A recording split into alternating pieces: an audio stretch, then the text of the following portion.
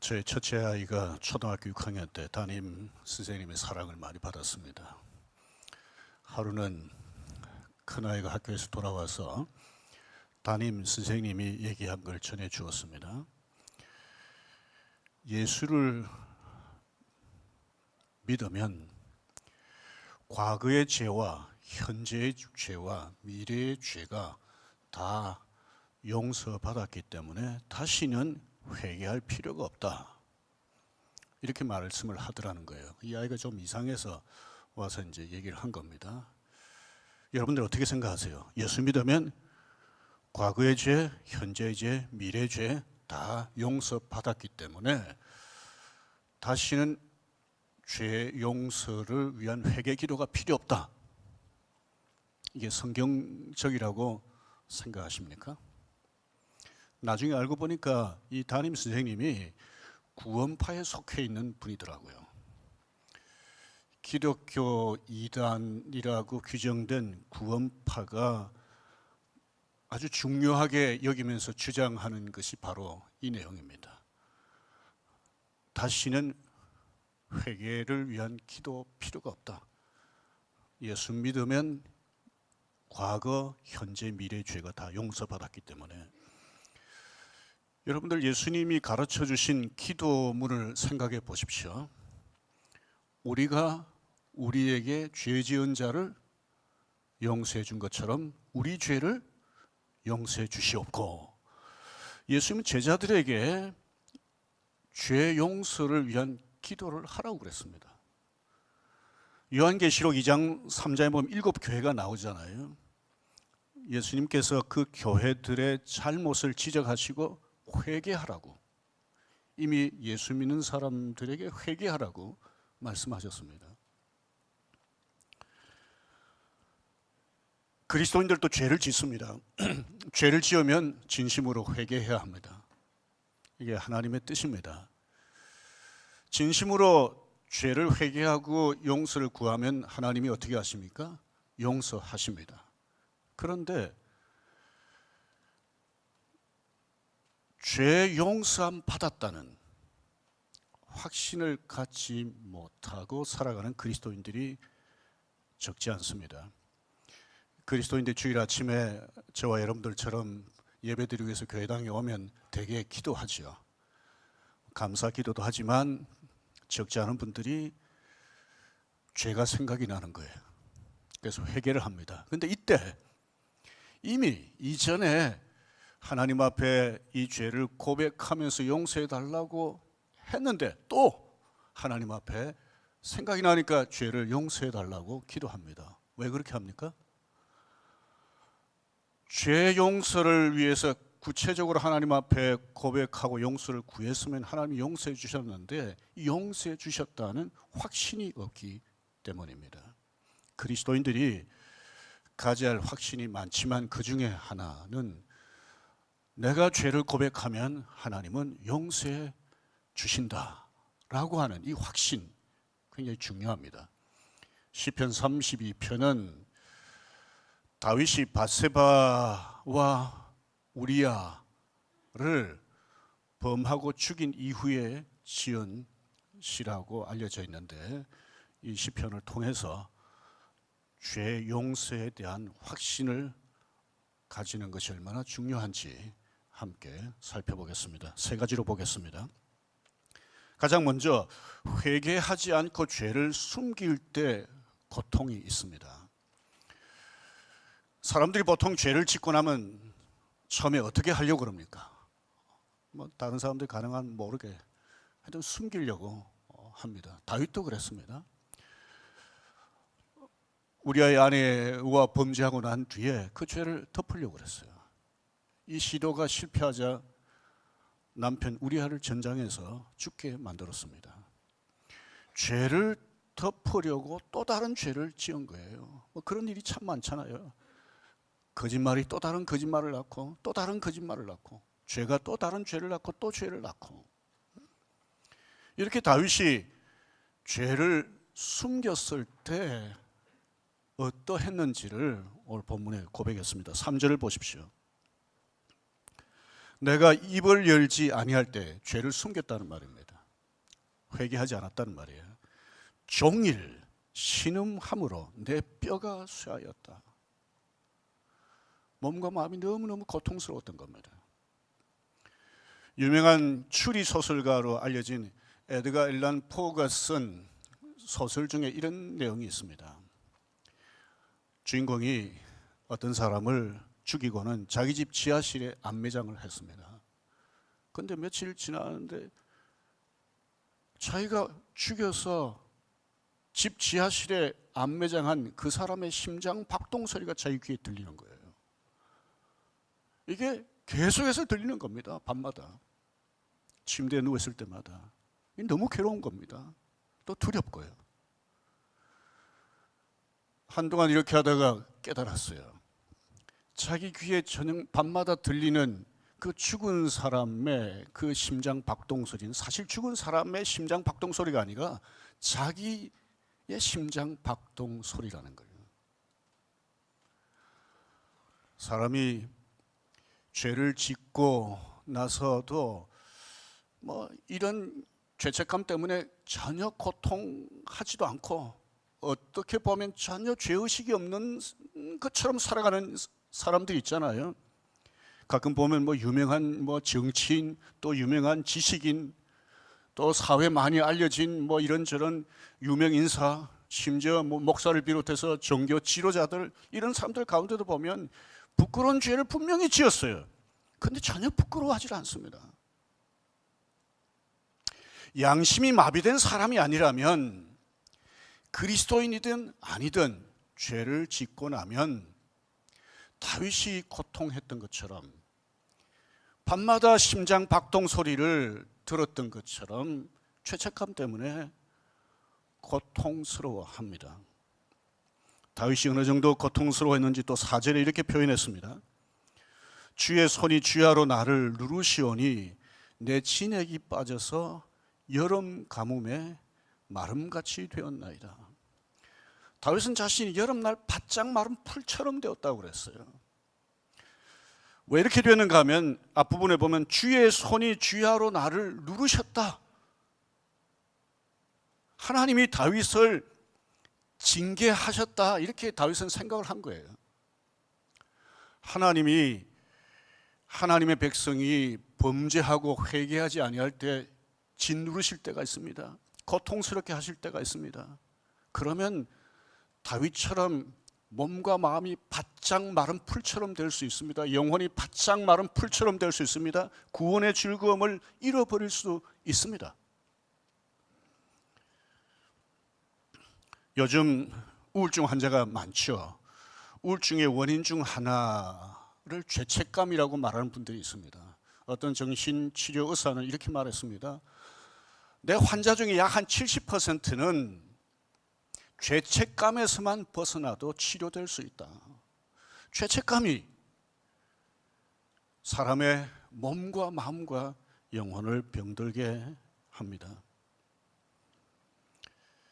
스위스의 의사이자 상담자, 신학 공부를 따로 하지 않았는데도 남다른 신학적인 통찰력을 가진 폴 투르니에라고 하는 분이 있습니다.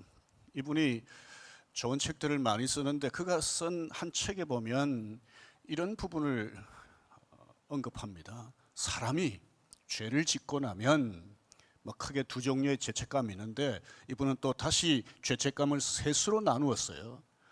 하나는 자기 자신에 대한 죄책감, 다른 하나는 다른 사람에 대한 죄책감, 그리고 하나는 하나님께 대한 죄책감.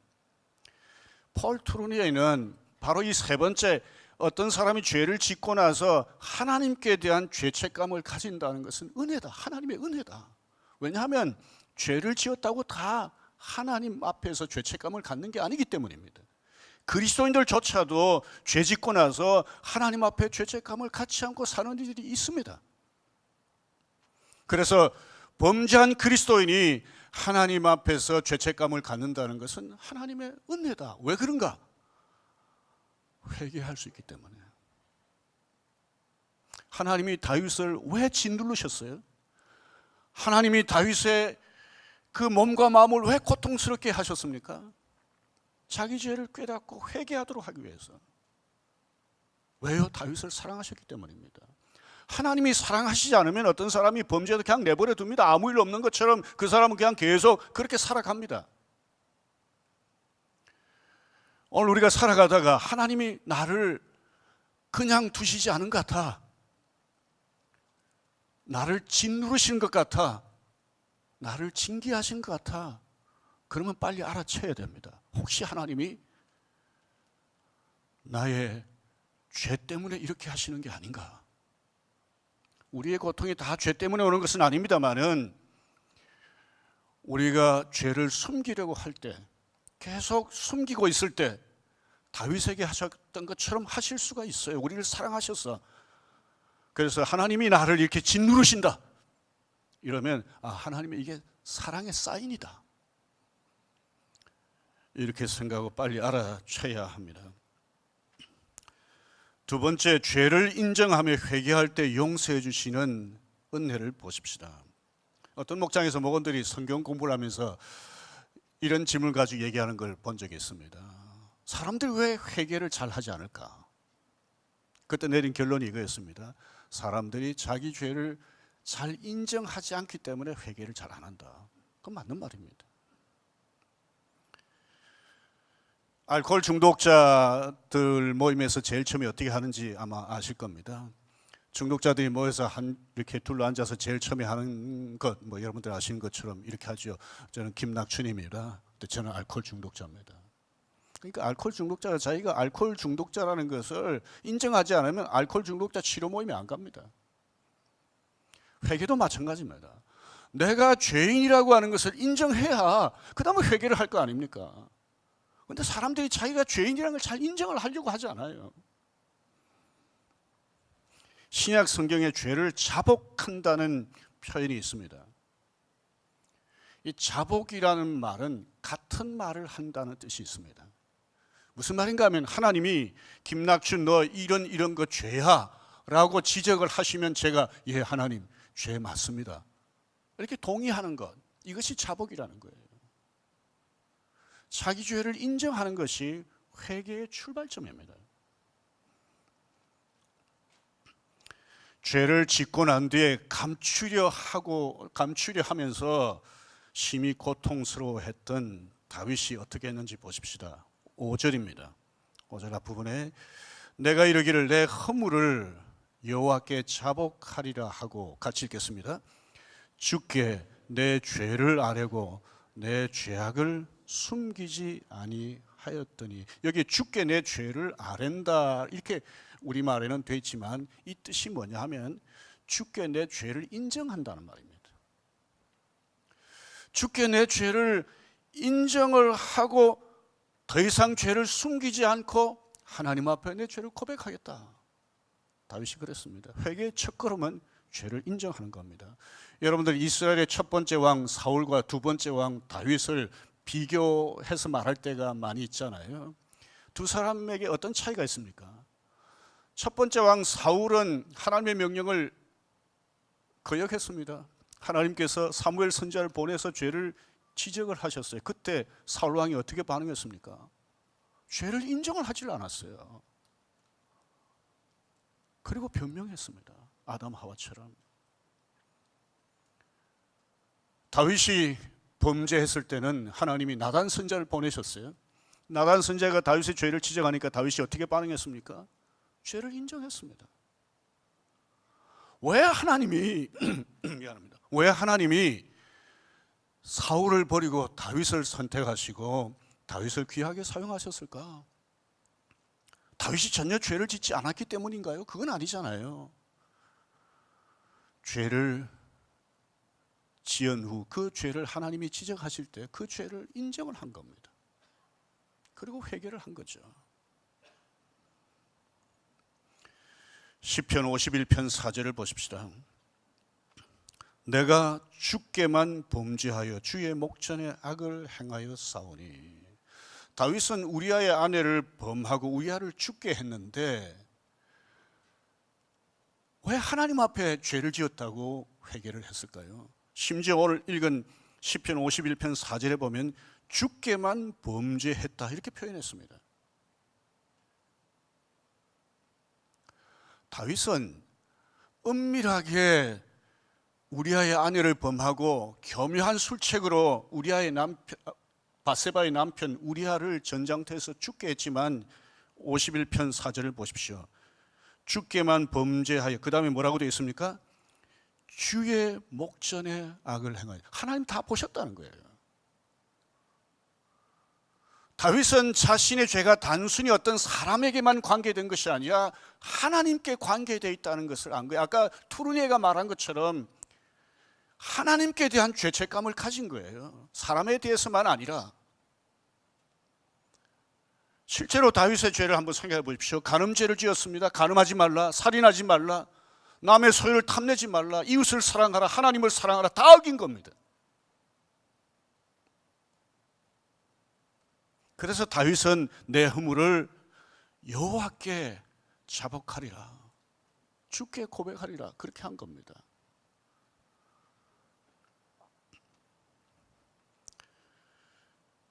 다윗이 죄를 자복했는데, 죄를 인정하고 하나님 앞에 죄를 자복했는데 하나님이 어떻게 하셨습니까? 5절을 보십시다. 내가 이르기를 내 허물을 여호와께 자복하리라 하고 주께 내 죄를 아뢰고 내 죄악을 숨기지 아니하였더니, 같이 읽겠습니다. 곧 주께서 내 죄악을 사하셨나이다. 여기 곧이라고 하는 표현을 한번 생각해 보십시오. 뭘 좀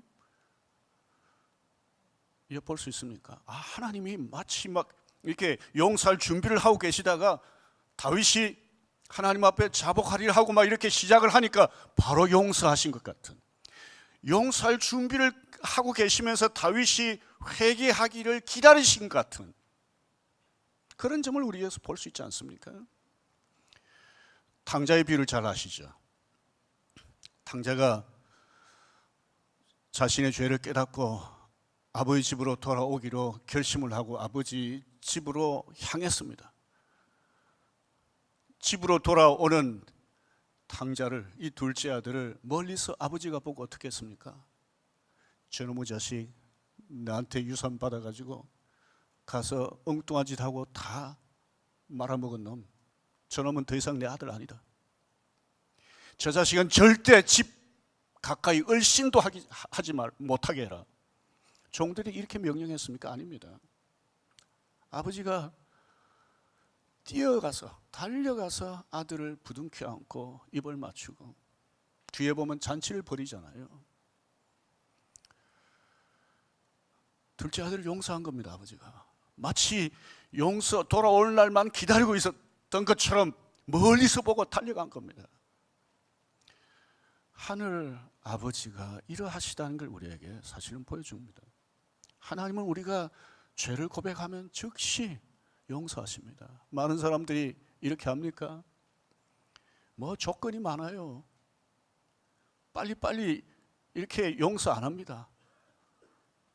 그러면서 상대방을 계속 힘들게 하죠. 하나님은 즉시 용서하십니다. 아까 우리 찬양께서 찬양 부르셨는데, 너는 나를 버리고 나는 너를 떠나지 아니하리라. 하나님은 찬양 가사처럼 우리가 비천하고 하나님을 실망시켜드리고 하나님에게 온갖 상처를 드리고 그래도 하나님은 우리를 떠나지 아니하시고 우리를 용서하시는 분입니다. 그것도 즉시. 그런데 여러분, 이 회개에 대해서 생각할 점이 있습니다. 보통 회개 그러면 회개 기도를 많이 생각해요. 왜? 우리가 죄 짓고 나서 회개 기도해야 되는 건 맞습니다. 그러나 회개는 회개 기도 이상입니다. 회개라고 하는 신약 성경 이 헬라 말은 두 단어가 합해진 거예요. 마음 혹은 생각이라는 단어와 변화라는 단어가 합해진 거예요. 그러니까 회개라고 하는 것은 마음이나 생각의 변화예요. 그런데 회개가 마음과 생각의 변화 정도일까? 아닙니다. 그 이상이에요. 누가복음 3장 8절을 보십시오. 그러므로 회개에 합당한 열매를 맺고 그랬습니다. 여기 회개에 합당한 열매를 맺으라는 것은 마음과 생각의 변화 이상이라는 걸 시사합니다. 제가 생명의 삶 공부할 때나 전에 설교 시간에도 한번 보여드렸던 그림이다. 한번 보십시다. 머리가 있고 가슴이 있고 발이 있습니다. 이게 좀 상징적인 그림인데요. 회개라고 하는 것은 머리로 내 죄를 인정하는 거예요.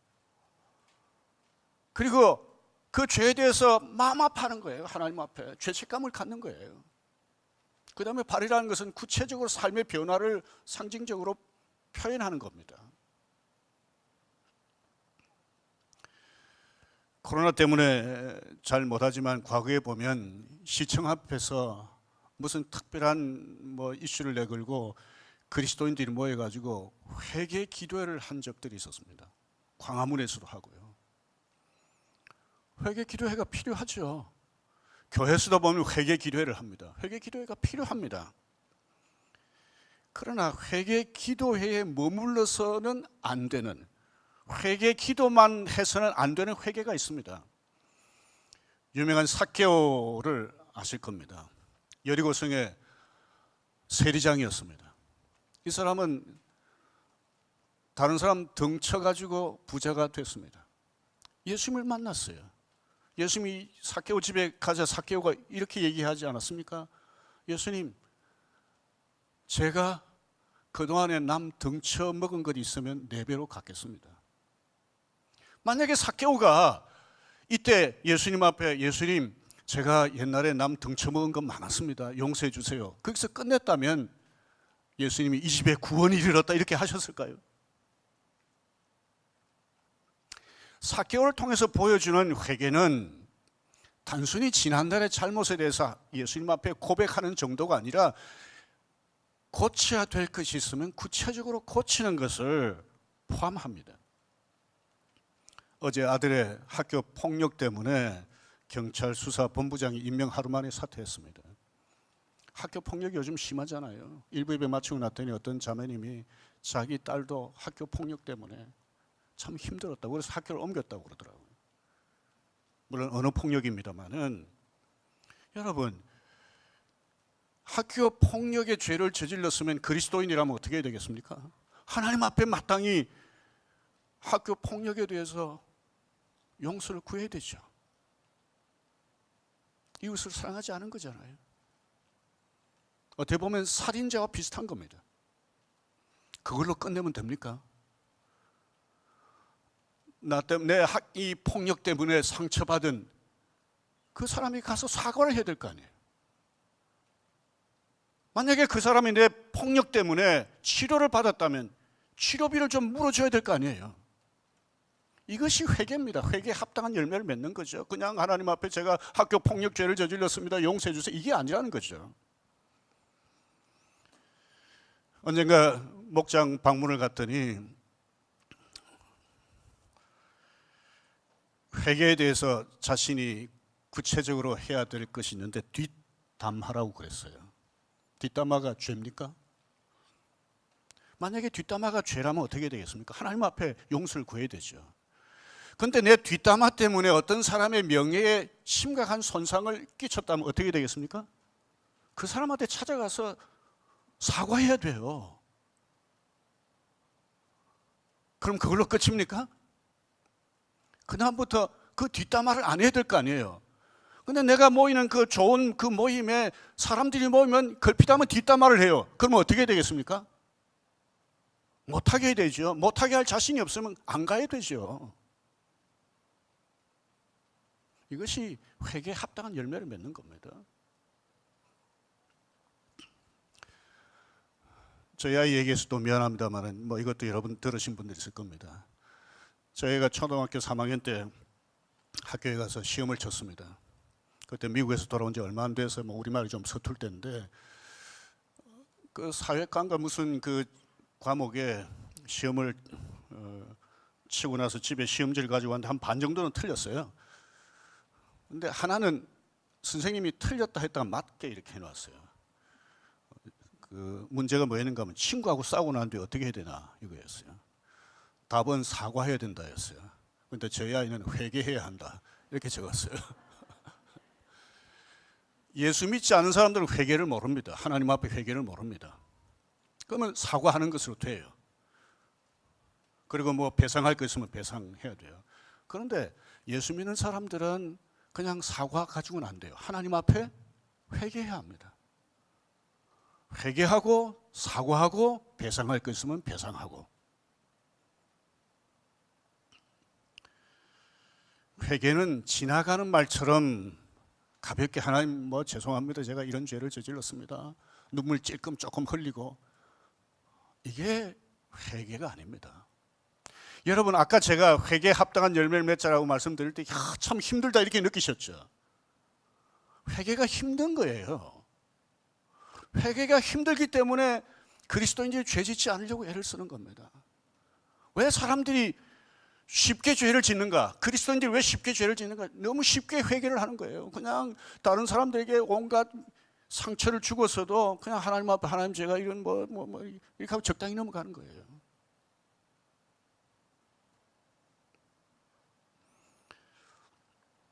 정말 우리가 진심으로 하나님 앞에 회개를 하고 회개에 합당한 열매를 맺으면 하나님이 어떻게 하십니까? 용서하세요.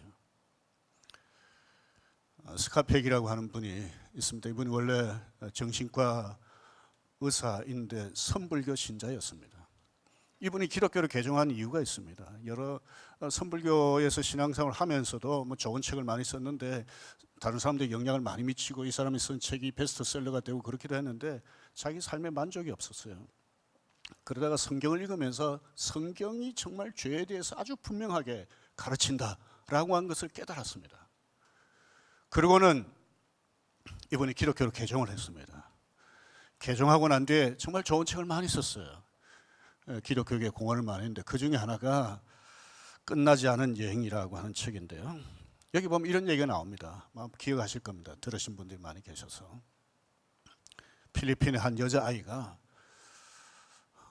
기도하는데 예수님과 기도한다는 소문이 주변에 퍼졌습니다. 마닐라에 있는 천주교 주교한테도 이 말이 들렸어요.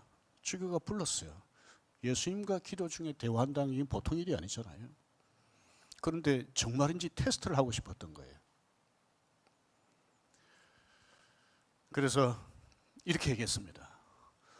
내가 이번 주간에 예수님께 내 죄를 고백할 텐데 내가 이번 주 예수님하고 대화할 때 내가 무슨 죄를 예수님께 고백했는지를 한번 여쭤봐라. 그러고는 헤어졌습니다. 일주일 뒤에 이 여자아이를 다시 불렀어요. 지난주에도 예수님하고 대화했냐? 했습니다. 예수님에게 내가 무슨 죄를 고백했는지도 여쭤보았냐? 여쭤봤습니다. 예수님이 뭐라고 그러시더냐? 다 잊어버렸다고 그러십니다. 이 여자아이가 정말 예수님하고 대화하면서 예수님에게 직접 이 말을 들었는지 아니면 지어낸 말인지 알 수는 없으나 이 여자아이의 말은 성경에 있는 대로입니다. 성경 한 권 보실까요? 이사야 43장 25절입니다. 나 곧 나는 나를 위하여 내 허물을 도말하는 자니, 같이 읽겠습니다. 내 죄를 기억하지 아니하리라. 내 죄를 기억하지 아니하리라. 사람은 자기에게 죄 지은 사람 잘 안 잊어버립니다. 여러분들 부부싸움 안 하시죠? 우리 김정일 집사님 부부싸움 안 하시죠? 부부싸움 하시다가 보면 옛날에 아내나 남편이 잘못한 게 떠오르는 거예요. 분리하면 그거 끄집어냅니다. 부부싸움 할 때 그런 것이 나오려 할 때 억누르셔야 돼요. 아주 어떻게 보면 굉장히 비겁하잖아요. 옛날에 다 용서한다 해놓고 좀 싸움에서 밀리면 그걸 끄집어냅니다. 자녀들을 양육할 때도 보면 자녀들 전에 잘못한 거 용서한다고 그랬어요. 그런데 자녀들이 잘못하면 또 옛날 거 끄집어냅니다. 그 덜추원에서 얘기하면 자녀가 또 그것 때문에 상처받고, 야, 전에 용서한다는 부모의 말은 뭔가? 그러면 하나님의 용서에 대해서는 우리 자녀들이 의심할 수 있습니다. 그런데 하나님은 사람들하고 다르십니다. 사람은 용서해놓고도 마치 용서 안 한 것처럼 말하고 행동할 때가 많아요. 그런데 하나님은 용서하면 어떻게 잊어버리십니다. 기억을 안 하세요. 사람은 기억 안 할래야 기억 안 할 수가 없어요. 뭐 생각이 나요. 근데 하나님은 안 하시겠다면 진짜 안 하실 수 있어요. 왜냐하면 그런 능력이 있는 분이니까요.